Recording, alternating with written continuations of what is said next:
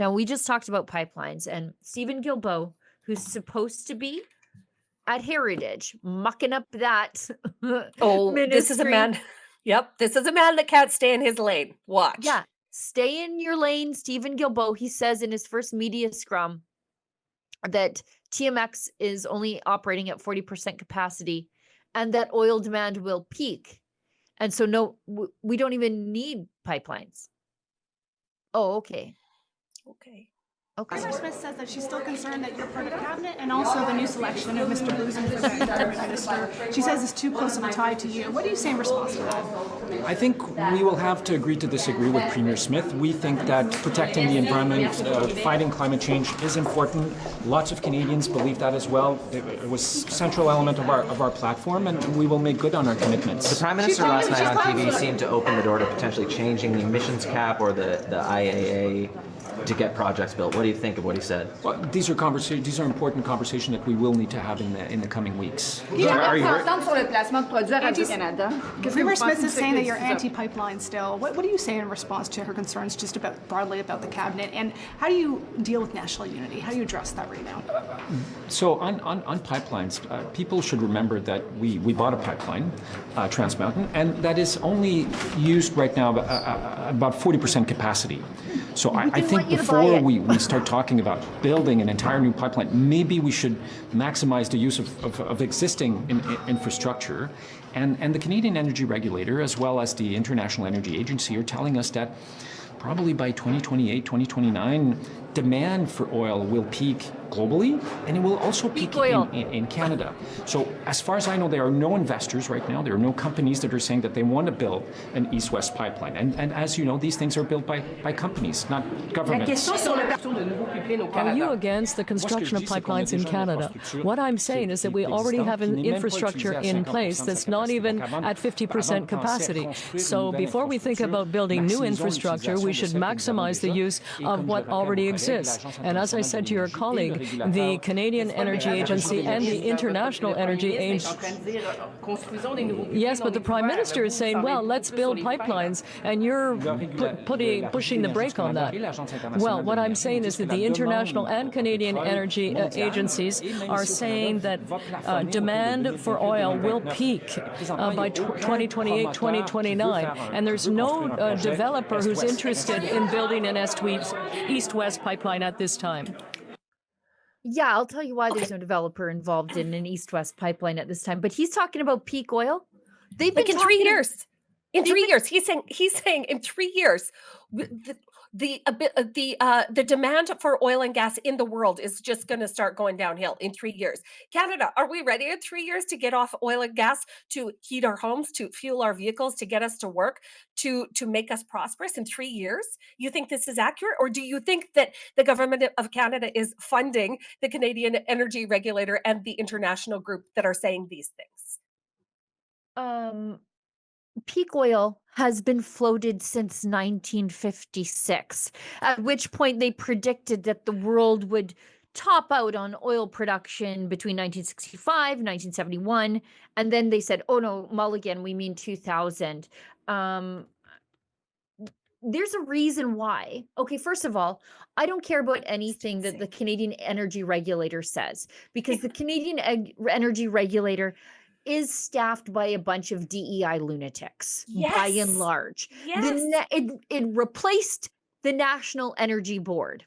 And the criticism from the Liberals was the National Energy Board is approving basically everything. Yeah, you want to know why? Because there was a clear set of guidelines. 30,000, I think it was boxes of paper for Energy East were given to the National Energy Board. That's how prepared they were. But the thing was, with the National Energy Board, you knew how to pass the regulatory process. So all you had to do was get your project ready to meet all those standards. And it was a very technical, engineering focused project approval process where it was very clearly laid out. They expected that you were going to invest billions. You were going to plan in advance. They want these projects to last for 50 or 100 years. And so it was very technical. And so, of course, not many projects were turned away. Why? Because you knew what the requirements were before you Yes. officially submitted. Then the Liberals say, well, they're approving too many things. And so how do we fix that? Well, then we dump energy, environment complications over top, and then DEI. So now, thanks to the gender-based analysis Yes. thingamajigger that the Canadian Energy Regulator does, now you have to ask the local feminist how a pipeline makes them feel inside. Right. And that's how crazy it is. So if you're wondering why there is nobody saying, oh, I want to build an east-west pipeline or a west-east pipeline, excuse me. Well, that's why. Because, Yes. it's, as I say repeatedly, it is far easier to pay off the local warlord in Algeria than to build a pipeline than it is to do business in Canada. Yes, and he goes on to say that, Trans Mountain Pipeline, which was purchased by the Liberal government for the people of Canada, is only operating at 40% capacity. Well, that's because the regulatory process is so burdensome because they've saddled us with emissions caps, with environmental regulations, with DEI regulations, and the consultation process just takes forever. And all it does is go on a loop, like you never ever get off the consultation train.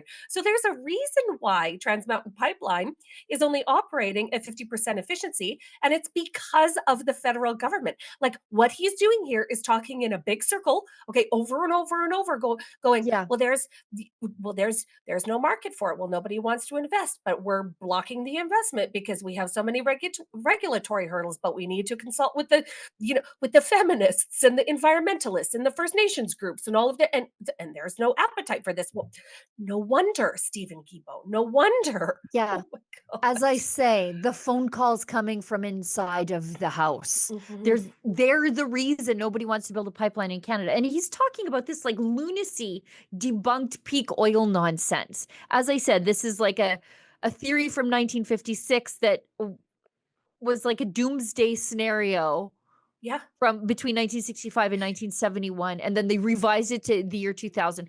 When they predicted, this is what they predicted would be peak oil, 34 million barrels of oil per day. That's what they predicted peak oil would be. We're at 103 million barrels of oil per day. A day. A day. So it's tripled since the peak prediction. And so now we're supposed to listen to the kookaloos and feminists down at the Canadian Energy Regulator about Yeah. what peak oil would be. That's Yeah. what they're saying. Yep. That's what they're saying. Trust the experts, Canada. The federal government is saying to us, now trust the experts. You're not going to need oil and gas to heat your home and get you moving. But because we need it to get to our fancy exotic climate conferences 6 times a year. That's what they're saying. Well, what? I mean, this just feels like a cult-like prediction. Like, Well. is the comet coming also to take us away? It's very, anyways, yeah, it's very, you might end up drinking some poison in a mini mansion in Southern California, wearing matching tracksuits with your friends. If Oh, you what was believe that? this kind of What was stuff. that called again? Heaven's Gate. Yes, Heaven's Heaven's Gate. Gate. Yeah. Uh-huh. Matching Nikes. Nike had to stop selling those shoes because of that, by the way. Let's face it, Canada's economy isn't heading in the right direction. Inflation's eating away your savings, and government debt is out of control. No politician is going to fix that overnight. With Guildhall Wealth, you can hold real, physical gold and silver inside your RRSP. It's a time-tested way to protect your retirement and take back control of your wealth. Call 1-877-8-SILVER or visit guildhallwealth.com/rebel to request your free investor kit. And hey, make sure to mention Rebel News.